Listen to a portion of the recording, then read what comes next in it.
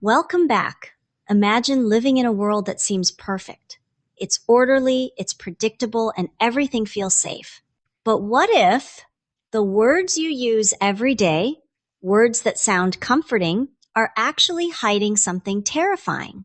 Well, there's one such word in this world: release. And today, we're going to see that comforting disguise get ripped away all through the eyes of one boy who just had to ask a question. Meet Jonas. He lives in a controlled, picture-perfect community, and his father is a nurturer who cares for newborns. Jonas sees him as gentle and kind. So when he hears his father must release one of two identical twins, he imagines something calm and caring. In his world, words are clean and comforting. But that belief is about to break because release is not what he thinks it is. So Jonas, just being a curious kid, goes to his mentor, the giver, and asks if he can see what happens during a release. He knows it's a serious request. Children are strictly forbidden from witnessing it. But that simple question is about to pull a thread that unravels the biggest lie in his entire world.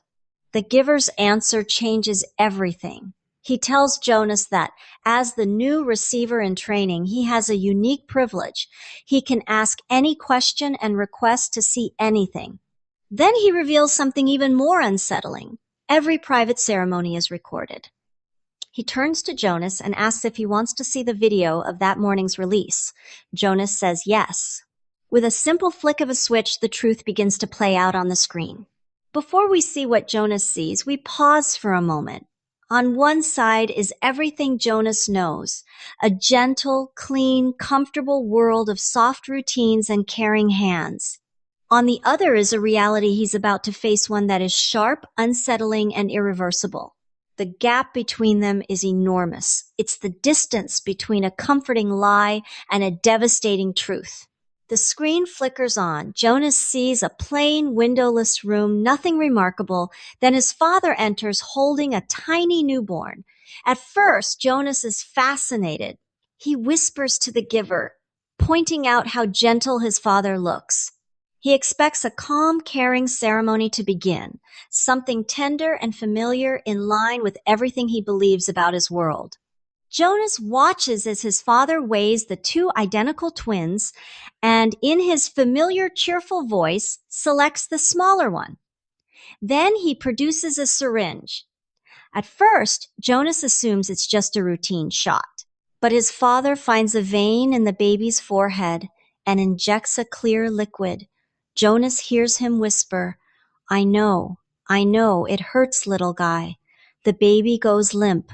Jonas, horrified, watches as the tiny body is placed into a carton, sealed and sent down a wall chute, the same kind used for disposing of trash. In that instant, everything clicks into place.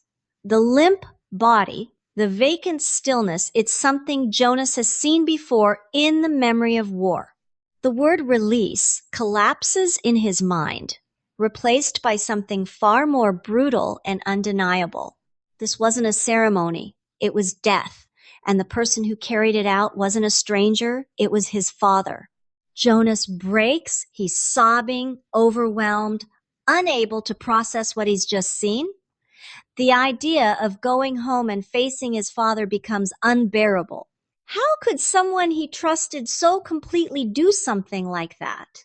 The giver steps in, not just to comfort him, but to explain something Jonas is not yet ready to understand. This is the core of it. The giver explains that Jonas's father and everyone else in the community doesn't truly understand what they are doing. People like his father, or Fiona in her training to release the elderly, are acting without real emotional awareness. Their lives have been shaped to exclude love, grief, and even deep pain. Because of that, they follow instructions efficiently and without hesitation, performing tasks they believe are normal, never fully grasping the emotional reality behind them. This is the real horrifying definition of release. It was never about going to a peaceful place called elsewhere. It is a controlled, systematic procedure used to remove anyone deemed unnecessary or inconvenient, a twin, an elderly person, or someone who breaks the rules. It is the community's darkest secret, hidden in plain sight behind a soft, harmless sounding word. For Jonas, there is no going back now. He can't live in a world built on this lie. But just when everything feels hopeless, the giver reveals he has a plan, something he has been considering for years. It's dangerous, uncertain, and almost impossible, but it offers a way to change everything. Here's the plan, and it's a bold one. Over the next 2 weeks, the giver will fill Jonas with memories of courage and strength to prepare him. Then Jonas will slip out at midnight, leaving his bike and clothes by the river to stage an accident. The giver will arrange for him to be hidden in a vehicle leaving the community. Once the search begins, he will return and oversee the ceremony of loss, ensuring everyone believes Jonas is gone for good. Jonas, of course, begs the giver to come with him after all. Who would want to face such a journey alone? But the giver knows he must stay behind because the plan depends on him carrying the memories and guiding what happens next, even if it means making a huge sacrifice. This is the most important part of the whole plan.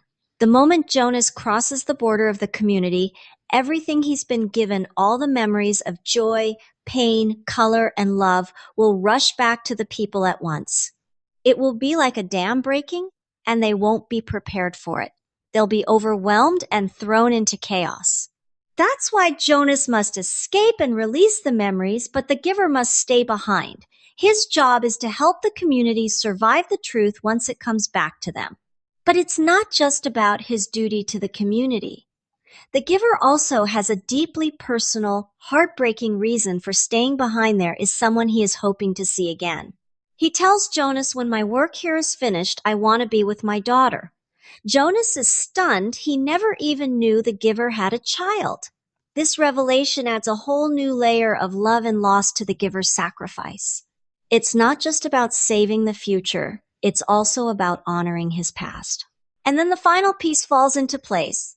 Her name was Rosemary. She was the receiver in training about 10 years ago, and she was the giver's daughter. When the memories of pain and loss became too much for her to bear, she chose release and ended her life. Now, Jonas understands the full weight of the giver's plan. It isn't only about saving the community, it's also about honoring the memory of the daughter he lost to a cold, painless system. And when his work is finally complete, the giver hopes he can finally be with her again. Which leaves us with a huge question, doesn't it? To build a world without pain, they had to remove love. To create perfect order, they had to take away choice. And in trying to make everyone comfortable, they ended up with something quiet but deeply disturbing. The story of release pushes us to really think about this. What is the real cost of a painless society? And is it a price anyone should ever be willing to pay? Thank you for joining us today, and we will see you again to discuss the last 2 chapters of The Giver. See you!